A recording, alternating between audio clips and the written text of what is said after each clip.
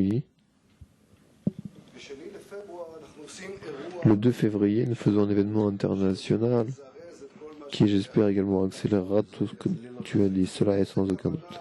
Avec quelle intention devons-nous nous préparer et avec quelle intention devons-nous être durant le congrès, car il va y avoir de nombreuses personnes du monde entier qui viennent avec tout cet événement. Avec quelle intention nous faut-il l'être? Tout d'abord, je ne sais pas combien viennent de gens qui sont entièrement nouveaux, sans aucune préparation à cela, mais je pense que ce sera bien mieux que dans nos congrès que nous avons fait cette année à l'étranger, car même ces différents congrès où nous étions il y a 2 ou 3 mois,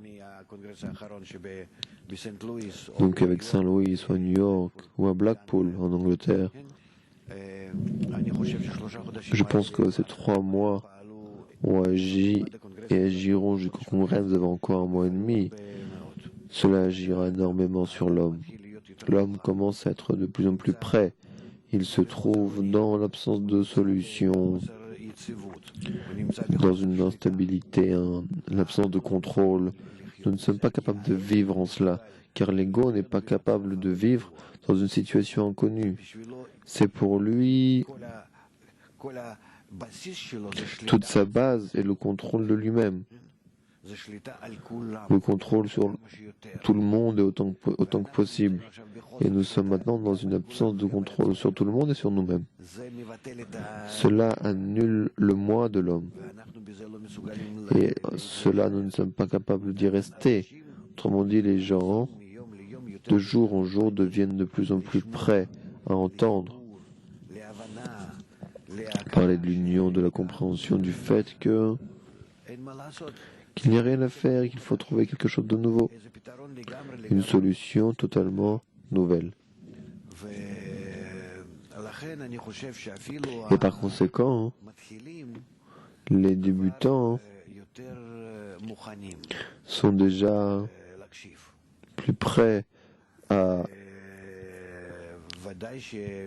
entendre et à écouter. Et je pense que les gens viennent, je pense qu'ils comprennent qu'ils acquièrent en cela une très grande force pour leur progression spirituelle, pour adoucir sa vie matérielle, et cela ça vaut la peine qu'ils viennent, car le monde ne peut plus rien donner à l'homme. De jour en jour, cela semble de plus en plus clair. Il y a des périodes, je ne dis pas que tout sera comme une seule et grande chute. Il y aura des périodes semble-t-il meilleures. Tu sais, c'est grâce à de tels coups. Tu ne peux pas donner un coup comme cela et c'est tout. Tu donnes un coup, puis un autre, puis encore un autre. Comme maintenant nous parlons des mazalot. On dit une goutte, puis une autre, puis une autre. Et grâce à cela, le désir égoïste s'affine, il est brisé. Avec un seul grand coup, ce n'est pas assez terrible. Mais avec plusieurs petits, alors commence à apparaître la différence entre le bien et le mal, entre le développement de l'intellect à côté de la souffrance. Et alors les gens commencent à comprendre qu'il y a quelque chose, qu'il y a une cause, qu'il y a un résultat, qu'il est possible qu'il y ait un processus. Autrement dit, que quelque chose ici a lieu. Et par conséquent, même s'il y aura des temps qui seront bons, meilleurs également, tu vois les 10 coups d'Égypte.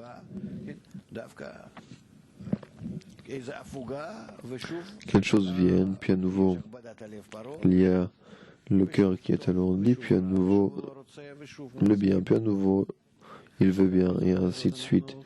Nous avançons jusqu'à ce que nous ayons fini et que nous nous débarrassions de l'égoïsme. Ou l'égoïsme, le pharaon nous laisse sortir. Par conséquent, le congrès dans lequel nous faisons une telle avancée vers un monde, une humanité corrigée, autant que possible, dans la mesure où nous aspirons à cela, en fonction du but. Et bien, en fonction de cela, par nous-mêmes, nous accumulons de nombreuses forces. du lien qui existe entre nous, de cette force d'union, d'amour réciproque. Et évidemment que nous ressentirons cela, chacun d'entre nous, comme nous explique le Rabbach, que chacun qui s'unit au groupe acquiert en cela des forces de l'ensemble du groupe. Et si nous nous unissons autant de personnes, qui est comme une mini-Babel d'aujourd'hui, avec des représentants de 60 pays, 30 langues, évidemment qu'il s'agit d'une force énorme qui est sur le point de s'unir à nous. Et cela est pour tous les participants, pour le monde entier. Cela leur donne une force intérieure. C'est qui est le but d'une telle assemblée.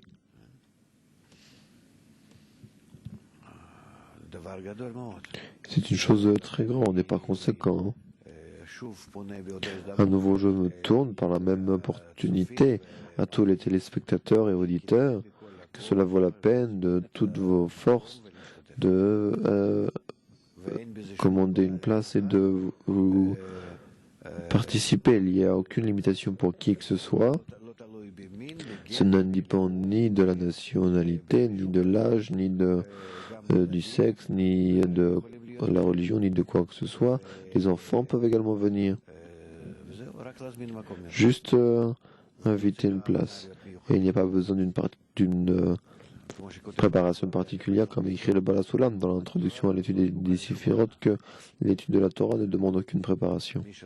Ceux qui veulent s'unir, c'est la préparation.